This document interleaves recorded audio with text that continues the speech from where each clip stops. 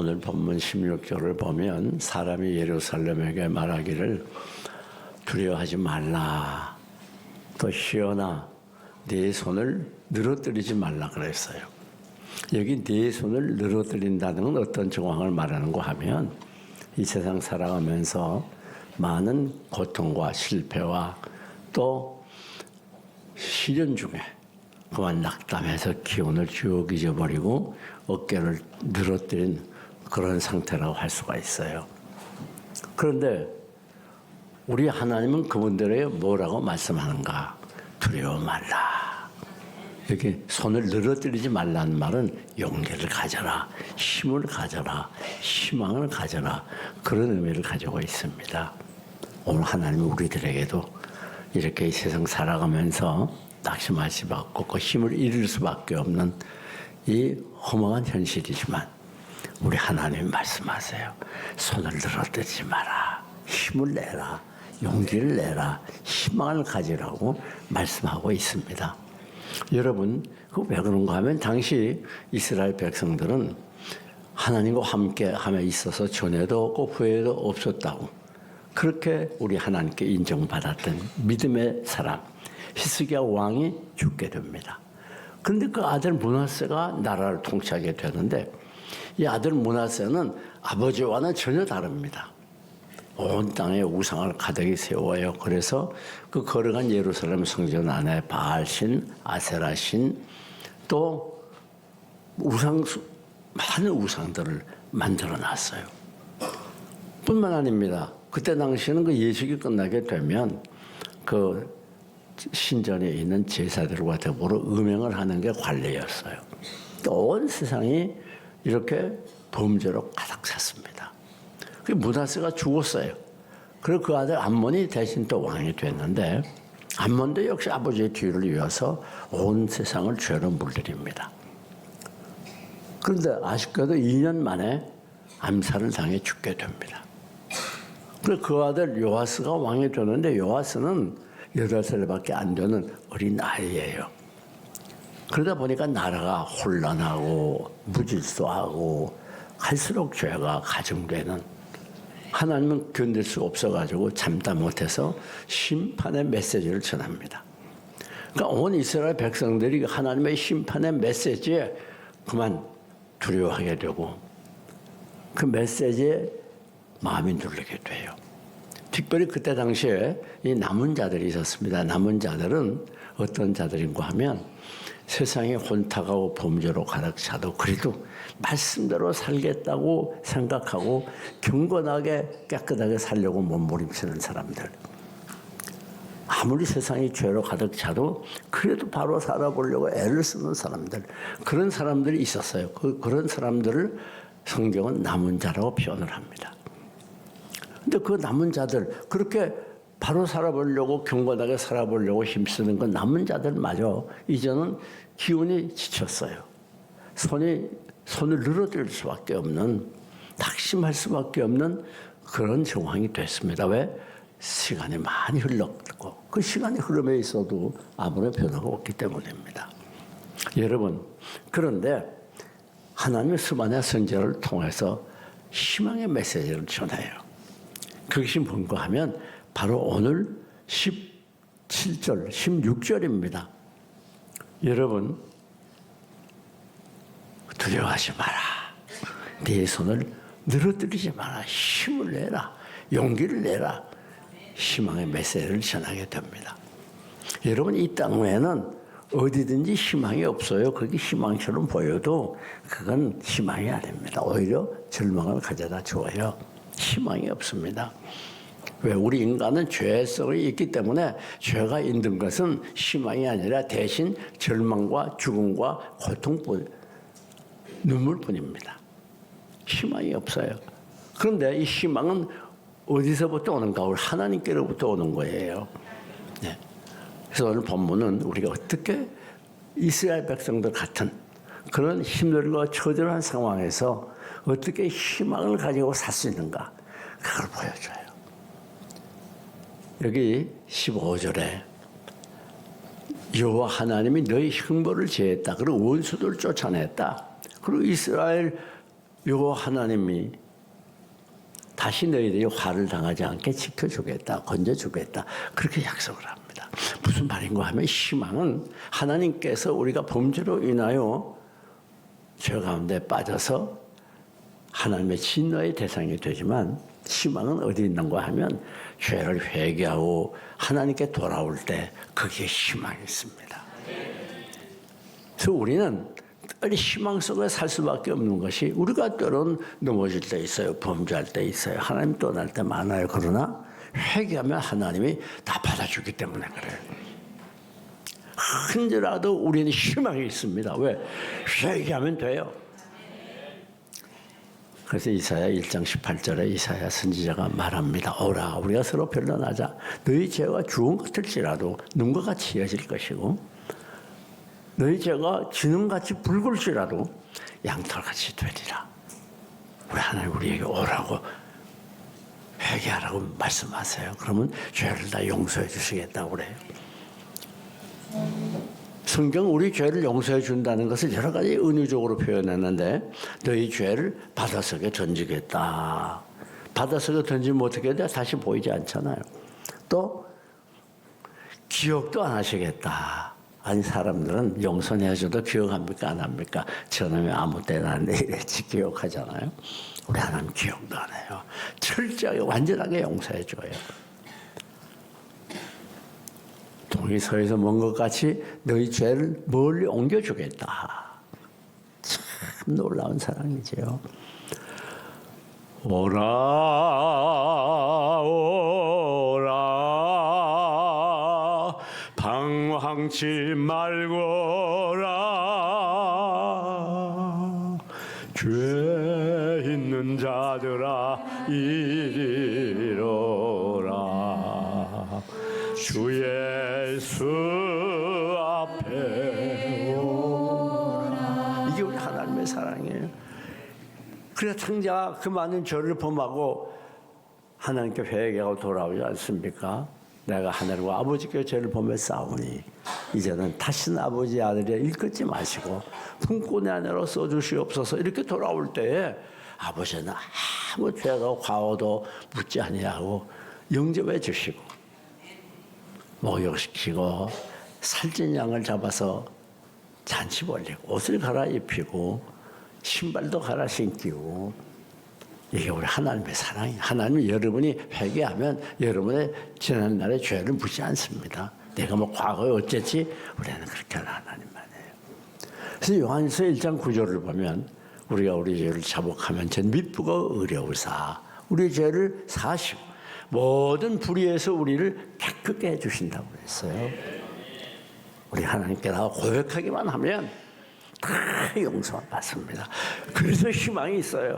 그래서 기독교는 희망의 종교예요. 그래서 우리 교인들은 하나님을 믿는 하나님의 사람들은 희망의 사람이에요. 왜? 죄 회개하면 되니까. 다음 두 번째, 희망은 어디에서 오는가? 하나님께로부터 옵니다. 여러분 오늘 본문 보면 17절에 그렇게 말했죠. 여호와 하나님이 너희 가운데 계시니 그는 무엇을 베푸실 여호와시라? 구원을 베푸실 전능자라. 구원을 베푸실 전능자라 그랬어요. 이게 무슨 말인가 하면 우리가 희망이 있는 이유는 하나님이 함께 하시기 때문에 그래요.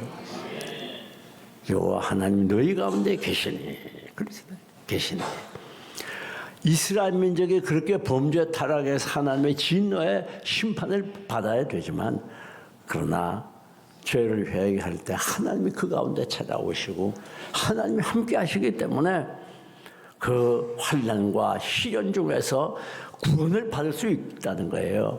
희망의 메시지입니다. 여기에 구원을 베푸실 전능자라는 말은 바로 구약에 48번 기록이 됐어요. 하나님이 오셔서 그냥 열중시어 타고 뒷짐지고 우리를 구경하는 게 아니에요. 그렇게 함께 있는 게 아니고 우리를 구원하는 하나님이에요. 네. 참 놀라운 일 아닙니까? 예. 그래서 시편 46편 11절을 보면 만군의 여호와 하나님이 우리와 함께 하시니 야곱의 하나님은 우리의 피난처로다. 참 놀라운 일 아닙니까? 하나님 우리와 함께 해주시면 우리의 피난처가 돼서 우리를 보호하시고 지키시고 주날에게 그러잖아요. 우리를 안위하게 해주시는 거예요. 하나님 함께 한다는 이 믿음이 우리에게 얼마나 중요한지 몰라요. 예. 이 믿음을 잊어버리기 때문에 우리가 현실 속에 조금만 어려움이 있어도 낙심하고 좌절하고 넘어질 때가 많단 말이에요. 나는 하나님이 함께 하신다는 이 믿음 얼마나 중요한지 모릅니다. 아프리카의 선교를 성공적으로 마친 이 데이비드 리빙스턴에게 어떤 분이 물었어요. 어떻게 그렇게 그 어려운 선교를 성공적으로 마쳤습니까? 그때 마태복음 28장 20절을 보여줍니다.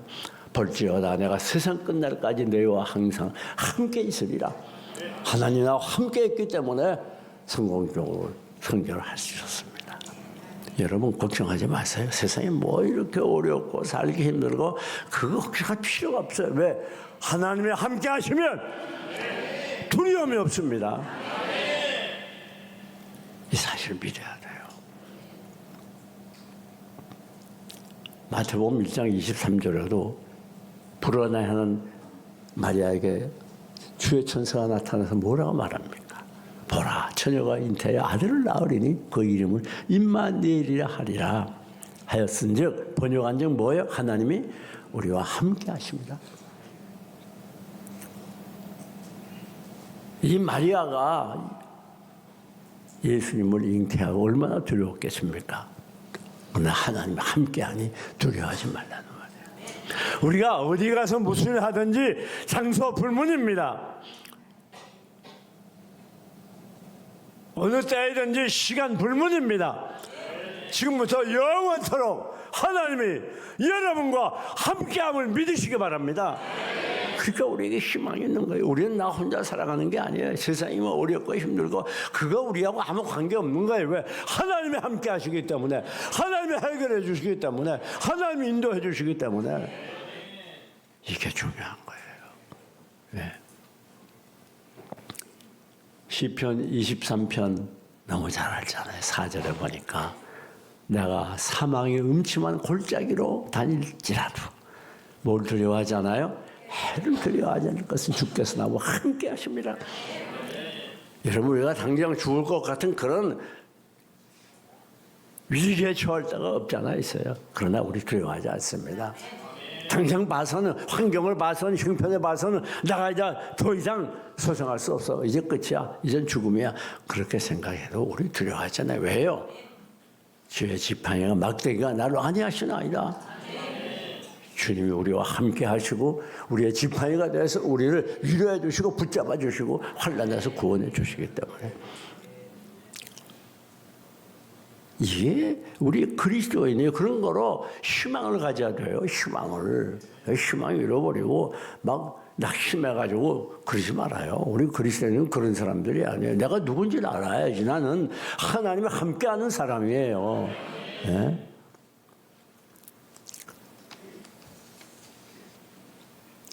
여러분 이사야 45장 2절을 보면 내가 이제 앞서가서 험한 것을 평탄케 하며 쇠비장을 꺾고 논문을 쳐서 부숴주셔서 그렇지. 여러분과 함께해서 여러분 인생 살아갈 때 앞서 행했어요. 우리 하나님이. 예? 그래서 험한 것은 어떻게 해요? 평탄케 해요. 쇠비장을 꺾어주셔요. 논문은 쳐서 부숴주세요. 그거 우리가 왜 두려워합니까? 누가 해요? 하나님이 다 하시는 거예요. 내모로 하는 게 아니에요. 착각하면 안 돼요. 내모로 하는 줄 알기 때문에 낙심하는 거예요. 내모로 하는 거 아니에요. 여러분이 여러 가지 어려운 문제와 시련이 있어도 그 내모로 해결하려고 낙심하지 말아요. 하나님이 다 하세요. 네. 이사야 43장 1절 두려워 말라. 내가 너를 구속하였고 내가 너를 지명하여 불렀나니 너는 내 것이라. 내가 물 가운데 행할 때 물이 너를 침몰치 못할 것이라. 왜? 내가 너와 함께하여 물이 너를 침몰치 못하게 하겠다. 내가 불 가운데 행할 때 불이 사르지 못한다. 물 가운데로 그런 어려운 가운데 가다가 헤매일 필요가 없어요. 물 가운데 행할 때 물이 너를 침몰치 못한다. 왜? 내가 너와 함께하여 너를 건지겠다. 왜요? 왜 그렇게 해줘요? 내가 너를 구속하였기 때문에, 십자가의 피로 여러분을 구속해 주셨기 때문에, 내가 너를 지명하여 불렀나니 큰 사랑 가운데 여러분을 하나님의 백성으로, 하나님의 자녀로 지명해서 불러주셨어요. 여러분, 우리가 성경을 보면 요셉이라고 하는 인물이 나오지 않습니까? 요셉이 보디바의 집에 팔려갔어요. 그런데 놀라운 게 있어요. 하나님이 요셉과 함께 하심으로 형통하였더라. 놀라운 일이죠. 하나님이 어떻게 했어요? 요셉과 함께. 그래가지고 그 주인 보디바가 하나님이 요셉과 함께함을 보았더라. 그리고 요셉이 보디바의 집에 가서 보디바의 집이 찰려고 번창한단 말이에요.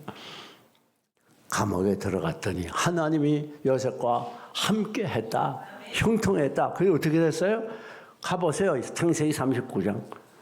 하나님이 전역의 마음을 감동해서, 하나님이 요셉과 함께함으로 전역의 마음을 감동해서 요셉에게 은혜를 입히게 했다.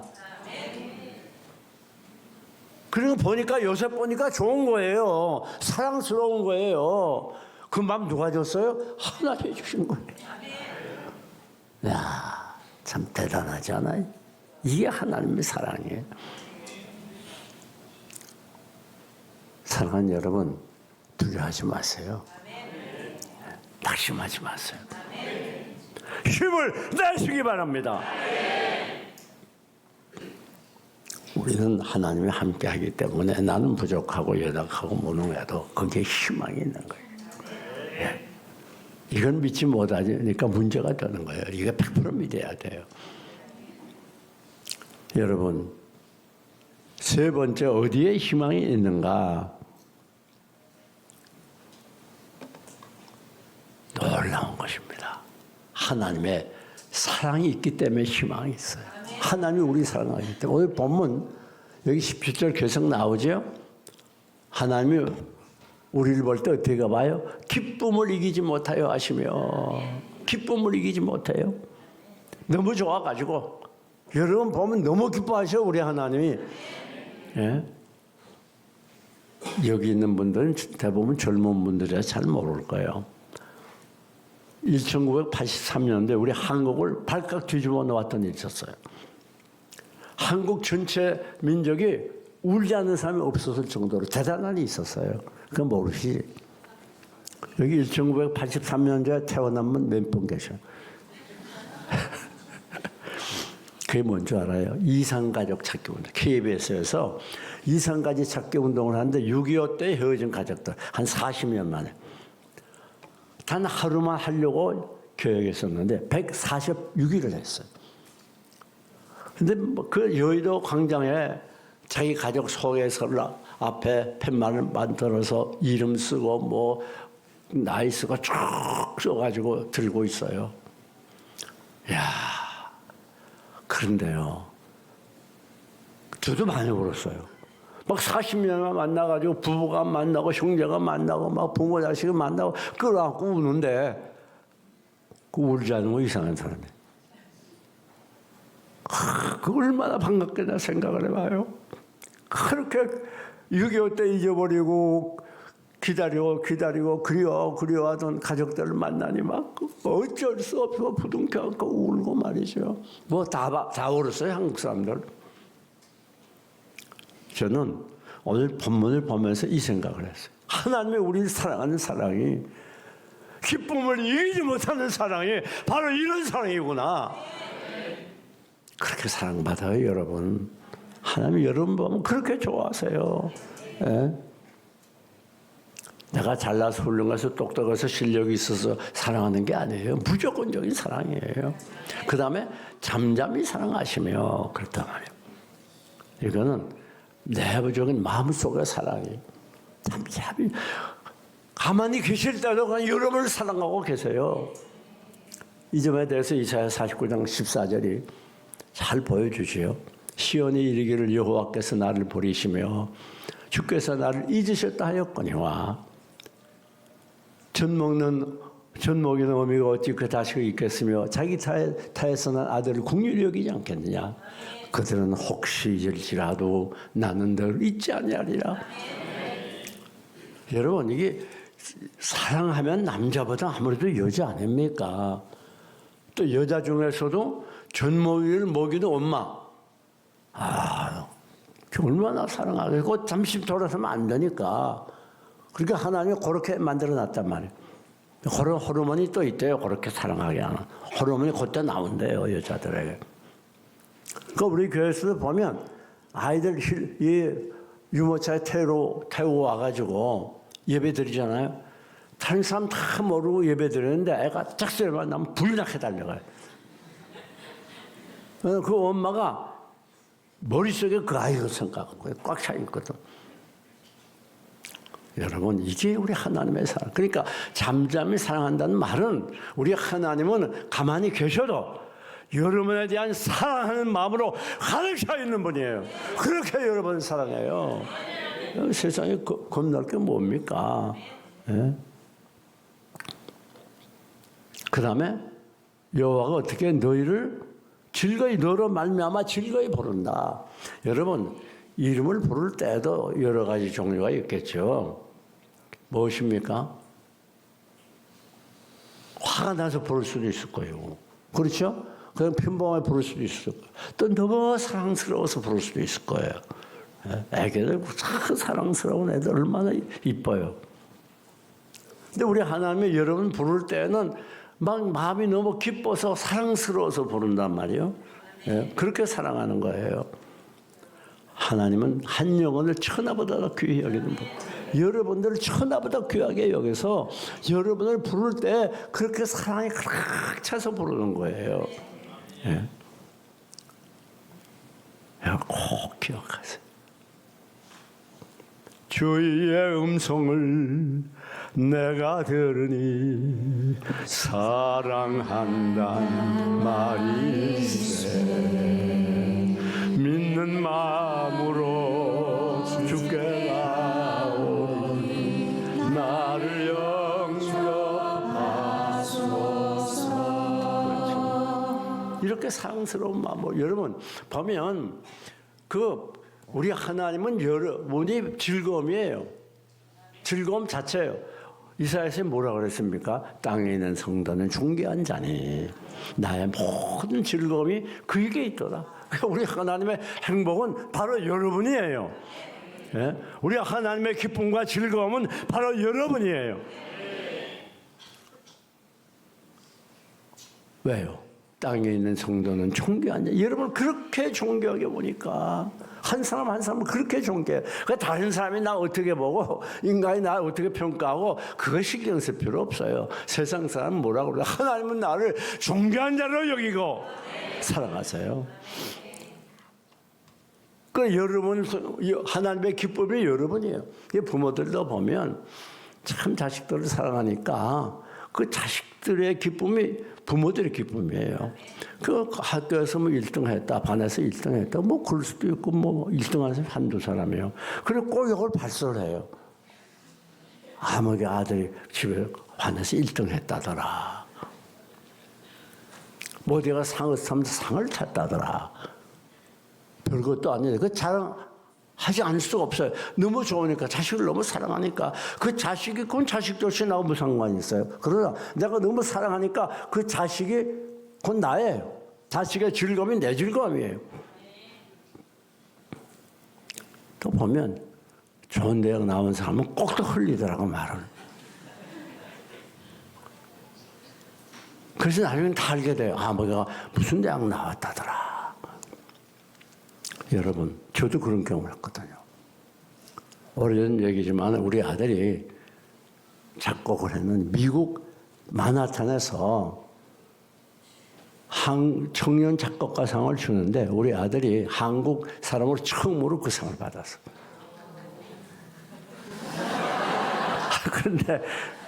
그런데 말이에요. 부모의 마음이 이상하대요.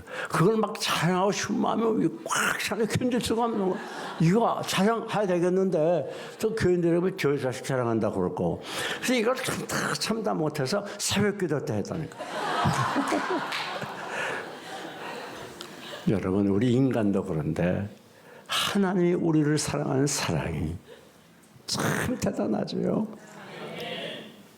여러분, 이러한 하나님의 놀라운 사랑을 받고 있는 소중한 분들이에요. 네. 이거 평생 잊으면 안 됩니다. 내가 누군 걸 알아야 돼요. 내가 누군지 알아야 신앙이 바로 서게 되고 믿음으로 승리할 수 있어요. 제 말씀을 마칩니다. 사랑하는 교회 여러분, 그럼 우리 어떻게 해야 될까요? 우리는 다 하나님이 나와 함께하고 하나님이 나를 사랑한다는 걸 믿음으로 살아야 돼요. 어떤 경우에는 낙심하지 말고 이 말씀 붙들고 승리의 삶을, 희망의 삶을 살아야 돼요. 뿐만 아니라 우리 하나님 짝사랑하지 않도록 우리도 하나님을 사랑해야 돼요. 그래서 갈수록 하나님을 사랑하고 사모한 믿음의 사람이 되도록, 그럴 때 거기에 희망이 있습니다. 하나님의 사랑 속에만 희망이 있어요. 세상과 희망이 없어요. 아무리 해봐요. 다 절망이요, 고통이요, 괴로움이요. 그러나 하나님의 사랑 속에는 흔히나 희망이 있습니다. 이 사랑 여러분 굳게 붙들고 주님 뜨겁게 사랑하는 신앙의 장부들이 되시기를 주님의 이름으로 축원합니다.